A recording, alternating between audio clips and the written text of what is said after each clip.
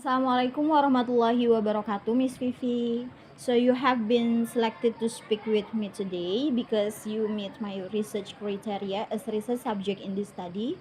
So with your consent, I would like to audio tape our conversation today to facilitate my note taking, and then I would like to have your sign on this release form to meet our human subject requirement. Here are the essential part of the document. First, all information will be held confidential. Second, your participation is voluntary and you may stop at any time if you feel uncomfortable. And last, I do not intend to inflict any harm. So, this is the document. Thank you for agreeing to participate. I have planned this interview to last no longer for an hour. I have several questions that I would like you to answer during this time.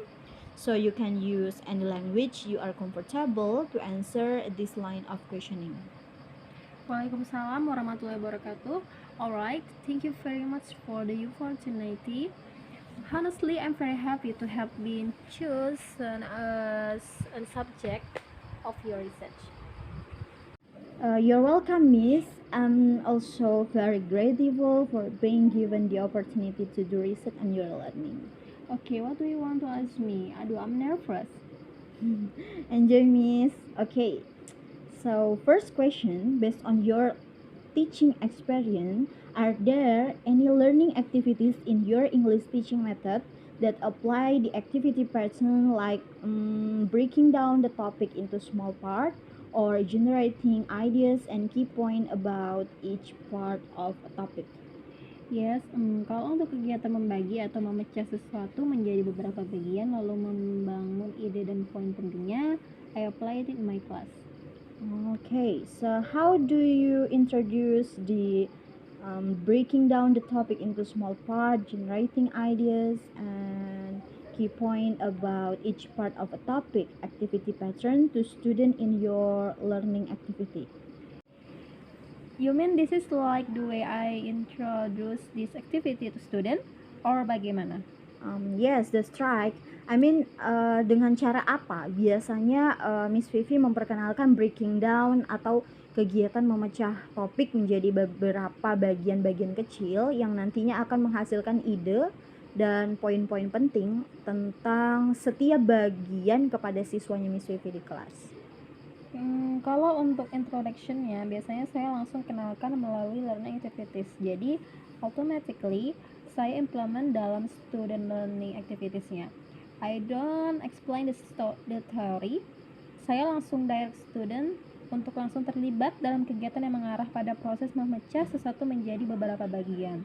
Lalu dilanjutkan dengan membangun ide dan poin pentingnya. Because kalau saya explain the theory, siswa akan kebingungan. Nah, dengan kegiatan yang akan mereka lakukan, dan ya kalau student sudah bingung, semangat mereka dalam melakukan kegiatan itu kan pasti jadi minus. Nah, ini berdasarkan experience saya, jadi ini khusus di kelas saya. Kurang tahu kalau in other class. Okay, so what learning activity do you use to implement the activity pattern of breaking down the topic into small parts, generating ideas, and key point about each part of the topic? If it's in accordance with what I've taught in my English learning, usually the learning activities that implements this activity pattern is with student enter the material of creating paragraph. Usually, after explaining the material, my student will make a project in the form of composing paragraph. Well, in creating paragraph, they will divide the paragraph into three parts: introduction, development, and conclusion. Or maybe what I most often apply to my student is the best activity of dividing the topic of paragraph into several parts. Okay, so as seen in your learning video 1, 2, and 3, I have observed, I have found 3 almost similar activities. Firstly, in video 1, student broke down the paragraph topic into 5 small parts by creating keywords related to the paragraph topic. Secondly, in video 2, student broke down the topic by creating and determining keyword into 3 parts related to the topic of paragraph.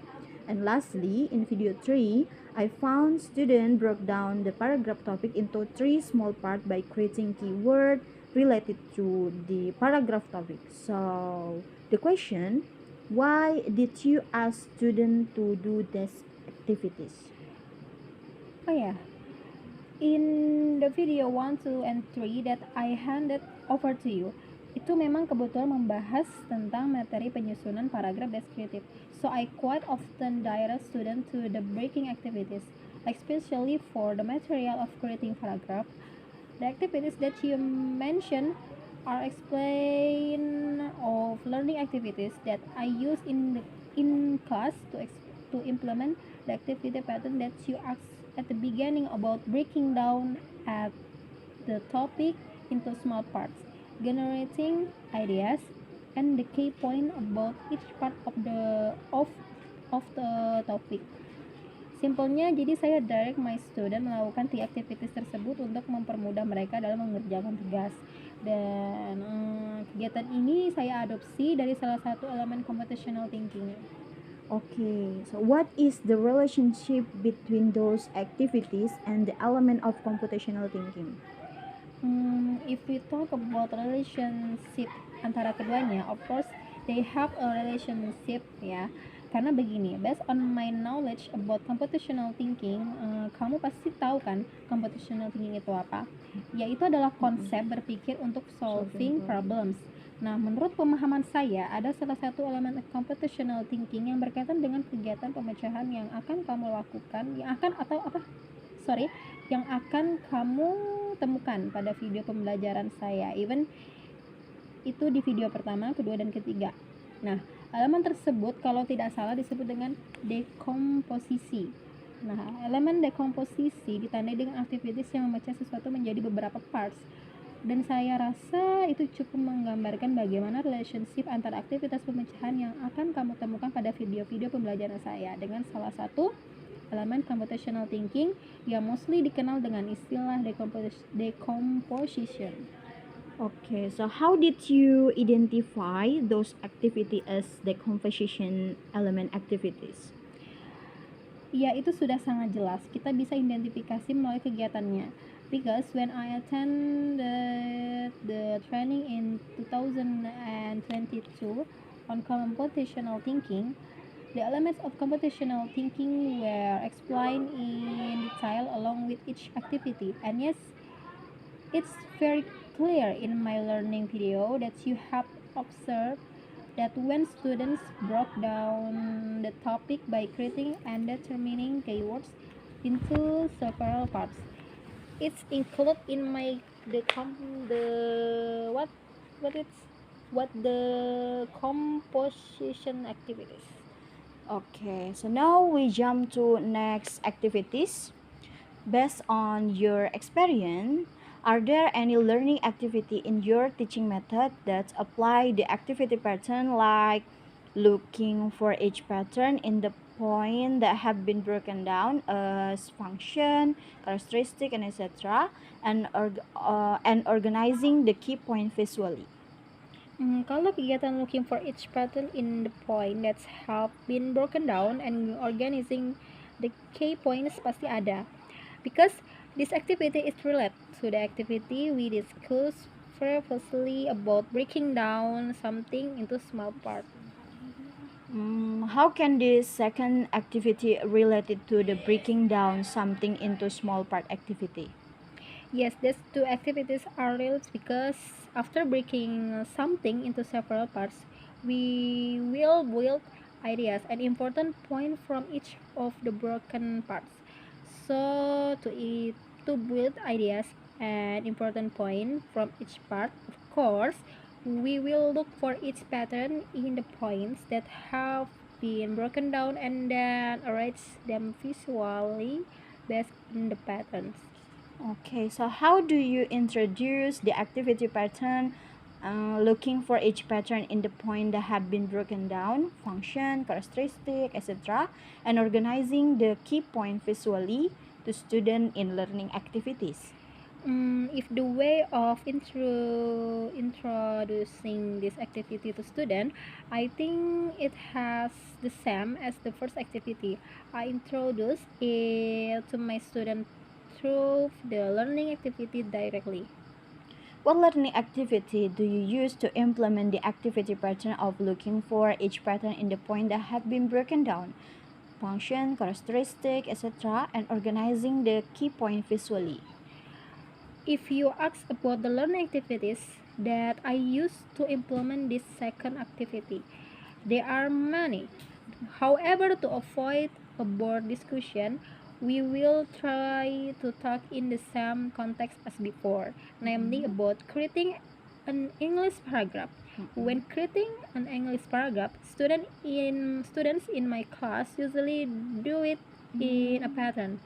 After students divide the paragraph into several parts, they will look the pattern in each part.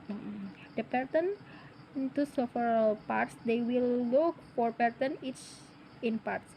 The pattern determined and created by student here contains information that will explain the direction and position of each part. Okay, so what is an example of that activity? Example-nya ya mungkin misalnya dalam sebuah paragraf saja ya, topiknya my animal. Nah, dalam paragraf itu nantinya akan dijelaskan dua hewan, yaitu ayam sama bebek. Nah, nanti siswa akan menentukan pola yang akan dibahas dalam paragraf tersebut. Misalnya pola yang ditentukan adalah jenis dan jumlah kaki. Terus kalau sudah ditemukan pola masing-masing bagian, baru deh nanti siswa akan mengatur masing-masing polanya dengan menuangkannya dalam bentuk kalimat yang akan dimasukkan ke dalam paragraf. Misalnya, ayam adalah jenis hewan unggas yang memiliki dua kaki. Bebek adalah bla bla bla, misalnya gitu, yang memiliki dua kaki juga. Nah, jadi begitulah. Paham kan? Paham. Okay, as seen in your learning video 1, 2, and 3 I have observed, I have found 3 almost similar activity. Firstly, in video 1, the teacher and student determine 2 patterns that describe each paragraph keyword, namely name and profession. Secondly, in video 2, the teacher and student determine and create 3 patterns that describe each paragraph keyword using a table, name, character, and address. And lastly, in video 3, I found the teacher and student create and determine 3 patterns that describe each paragraph keyword using a table. So the pattern consists of name, lesson, and class. So the question, why did you ask students to do these activities? Okay.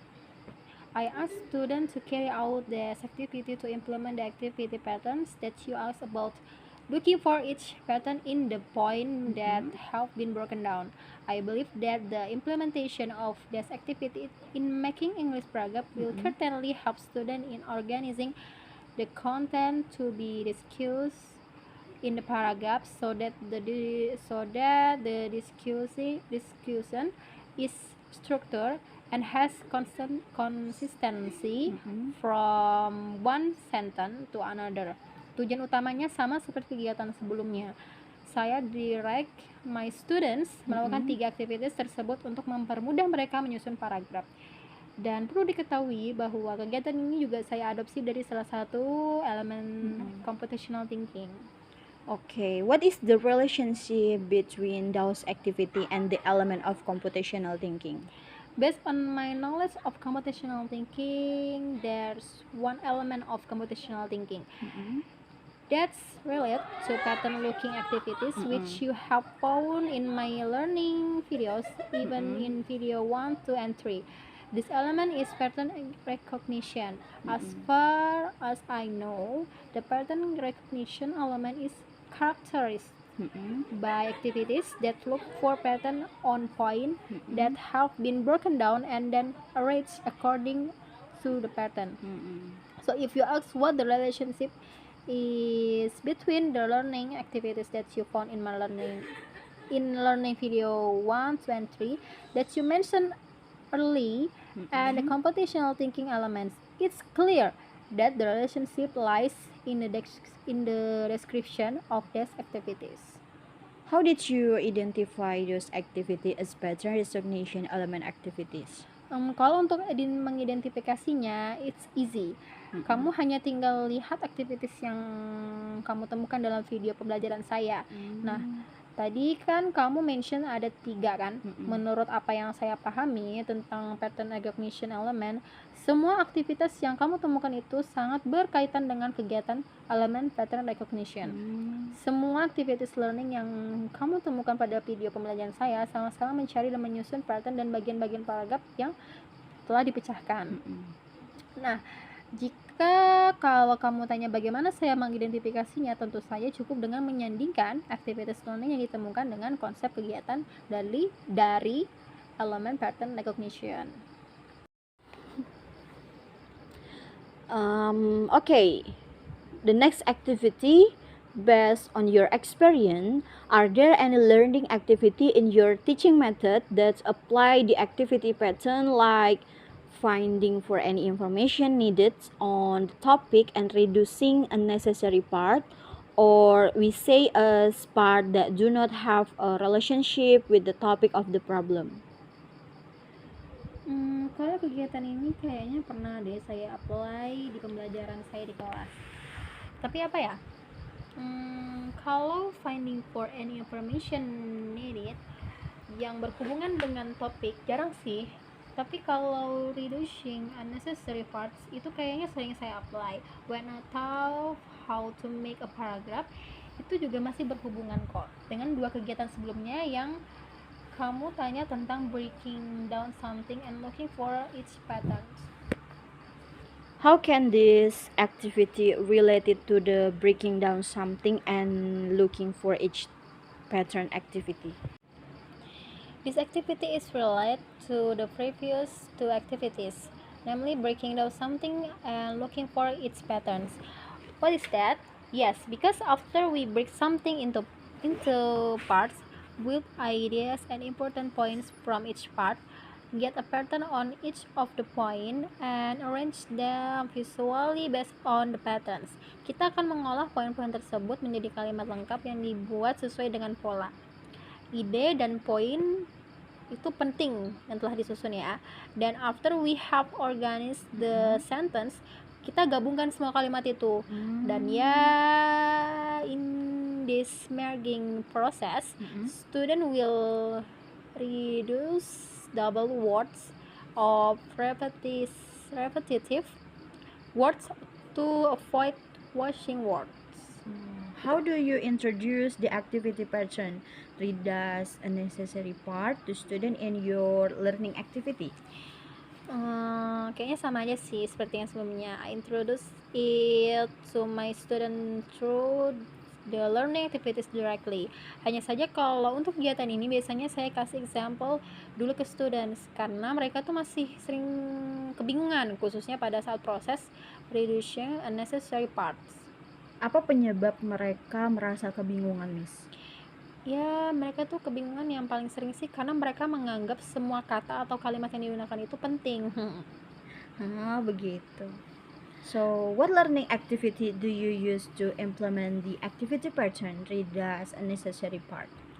Usually my learning activities that apply this activity pattern are like what I said earlier.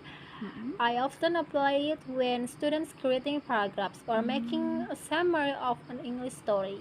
Okay, as seen in your learning video 1, 2, and 3, I have found 3 almost similar activity. Firstly, in video 1, the teacher and student remove and replace repetitive word or sentence that are unnecessary or unrelated to the topic of the paragraph before the sentence are combined into paragraph.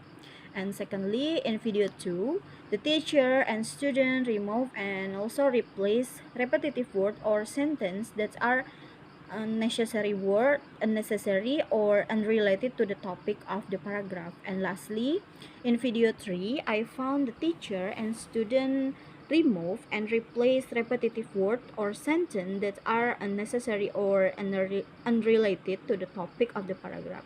So the question, why did you ask students to do these activities?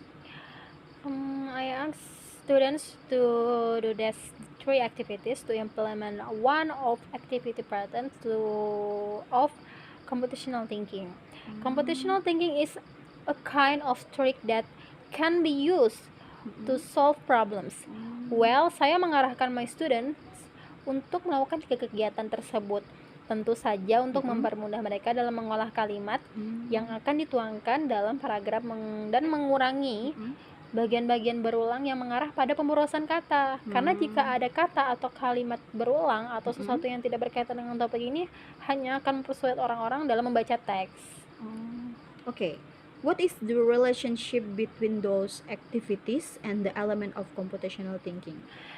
Ketika saya mengikuti pelatihan tentang implementasi computational thinking di tahun 2022, saya ingat betul bahwa kegiatan mereduce sesuatu yang tidak berkaitan itu merupakan kegiatan dari salah satu elemen computational thinking. Dan kalau computational thinking kan ada 4 tuh elemennya. Nah, kegiatan reduce unnecessary part ini masuk dalam elemen abstraksi. Saya ingat betul karena ini yang paling gampang untuk diingat. Well, kalau kamu hanya bertanya apa relationship between 3 activities yang kamu temukan dalam elemen of computational thinking, itu tentu saja berkaitan dengan uraian kegiatan salah satu elemennya yang disebut dengan abstraksi, or in English we can say abstraction. How did you identify those activities as abstraction element activities? Ya, itu tadi sudah saya jelaskan ya, itu bisa diidentifikasi melalui kegiatannya. 3 aktivitas yang kamu temukan dalam video pembelajaran saya itu, siswa menghilangkan dan mengganti kata atau kalimat berulang yang tidak diperlukan atau tidak berhubungan dengan topik paragraf sebelum kalimat tersebut dihubungkan menjadi paragraf. Aktivitas tersebut sangat jelas selaras dengan pemahaman saya terhadap elemen abstraction dari computational thinking. Jadi, kegiatan elemen abstraction itu kan mencari informasi yang berkaitan dengan mereduce unnecessary parts yang tidak berkaitan ya. Jadi gampang dan udah jelas nih bagaimana ini diidentifikasi sebagai activities dari abstraction elements. Singkatnya tuh begini. 3 aktivitas yang kamu temukan dalam video pembelajaran saya itu merupakan contoh elementasi kegiatan dari konsep abstraction element of computational thinking. And yeah, you should to know that there are many experts who explain the activities of this computational thinking element, so it's easy for you to research and prove my identification. Okay, last activity. Based on your experience, are there any learning activities in your teaching method that apply the activity pattern, like applying the point of the topic that have been arranged based on the pattern in sequence and providing the child support and example if needed? What do you mean by this activity? I mean, it's like solving a problem with steps that have been arranged, Miss. Bisa tolong kasih contohnya enggak? Contohnya gini, misalnya siswa Miss di kelas dikasih tugas nih untuk membuat kalimat aktif. Nah, otomatis kan dalam membuat kalimat aktif ada langkah-langkah yang harus dilakukan oleh siswanya Miss. Kayak 1, tentukan subjeknya, 2, tentukan kata kerja, kemudian langkah ketiga tentukan objek, kemudian langkah keempat gabungkan ketiganya hingga menjadi kalimat. Yang kelima, kalau sudah menjadi sebuah kalimat aktif, kalau misalnya ada yang mau ditambahkan seperti kayak keterangan waktu atau keterangan tempat juga bisa ditambahkan. Nah, proses penerapan langkah-langkah dan penambahan informasi lainnya inti Miss yang saya maksud di sini. Oh, kalau kegiatan menerapkan langkah-langkah untuk solving problem sering banget ya diterapkan di metode pengajaran saya. Saya kan pegang nih mapel matematika. Nah, pola kegiatan itu juga sering dipakai di pembelajaran saya. Kalau di English lesson ada juga nggak Miss kegiatan yang menerapkan pola kegiatan itu? Kalau mapel English lesson saya terapkan pola kegiatan itu ya. Hanya saja tidak sesering di mapel matematika. How do you introduce the activity pattern of apply the point of the topic that have been arranged based on the pattern and sequence and provide detailed support and example if needed to your student in the learning activity. Sama aja sih seperti di aktivitas sebelumnya, saya Mhm. introduce this activity pattern through the learning activities directly. What learning activity do you use to implement the activity pattern of apply the point of the topic that have been arranged based on the pattern in sequence and provide detailed support and example if needed? Is this in English lesson context? Yes, in English lesson context, Miss. Oke, kalau dalam konteks English lesson, Mhm. mostly saya apply the learning activities like creating a paragraph, making a Hmm. sentence, creating poetry, Mhm. speech text, short stories, and summaries. Jadi lebih ke pembuatan project itu. Okay, as seen in your learning video 1, 2, and 3, I have observed, I have found 3 almost similar activity. First, in video 1, the teacher and student apply, arrange, and organize the descriptive paragraph by inserting topic point based on the paragraph structure that have been arranged with key word and pattern in order. There are 3 sequences are inserting the main sentence, supporting sentence, and inserting conclusion sentence. Secondly, in video 2, the teacher and student apply, arrange, and organize the descriptive paragraph by inserting topic point based on the paragraph structure that have been arranged with keyword and pattern in order. Here is the sequence: inserting the main sentence, supporting sentence, and inserting conclusion sentence. And lastly, in video 3, I found students start working on individual tasks. In this activity, student arrange the structure of the descriptive paragraph by applying the following step: creating and inserting main sentence into paragraph, combining sentence in each pattern and inserting them into paragraph, and last, creating and inserting conclusion sentence into paragraph. So, the question, why did you ask student to do this activity?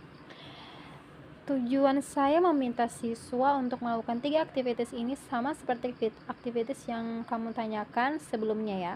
Tentu ini untuk implementing salah satu pola aktivitas dari computational thinking. Nah, saya mengarahkan my student untuk melakukan ketiga aktivitas ini tentunya untuk memudahkan mereka dalam solving their project.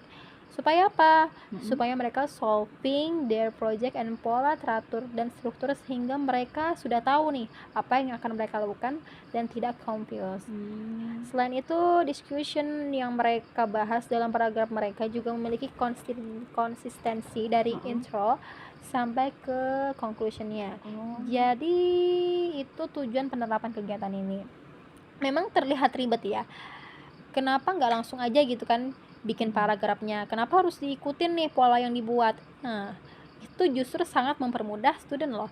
Sometimes student tuh kalau disuruh membuat project kayak kemarin tuh creating descriptive paragraph, mereka pasti confused harus milih dari yang mana. Nah, biasanya pikiran mereka tuh buyar dulu nih pikiran mereka karena harus mikirin apa sih yang mereka mau tulis gitu kan. Jadi untuk menghindari itu, makanya kegiatan ini saya implement dalam metode pengajaran saya. So, what is the relationship between those activity and the element of computational thinking? 3 kegiatan yang kamu sebutkan tadi berkaitan dengan kegiatan menyusun paragraf deskriptif yang dengan menerapkan langkah-langkah yang telah disusun berdasarkan keywords dan polanya kan. Well, in my opinion, it's related to one of the element of computational thinking known as the algorithm element. Jadi kalau kamu bertanya apa relationship-nya, yang ya berhubungannya itu ada di situ. How did you identify those activity as algorithm element activities? It's easy. Sepahaman saya mengenai algorithm element itu ya memang solving problem by implementing or applying langkah-langkah yang dirumuskan secara berurutan. Nah, dari 3 activities yang kamu temukan dalam video-video pembelajaran saya itu, tadi kan creating paragraph dengan menerapkan langkah-langkah yang telah diatur sebelumnya secara berurutan. Nah, itu aja. Sudah menggambarkan dari kegiatan elemen algoritma. Jadi ya jawabannya sama seperti sebelumnya, saya identifikasi aktivitas yang kamu temukan di learning video saya dengan melihat deskripsi aktivitasnya lalu disesuaikan dengan konsep elemennya. Okay, so I think enough for the question. So thank you, Miss Vivi, for participating in my research. Yes. I apologize for wasting your time. Okay. Okay, thank you, Miss Vivi. Yes, you're welcome.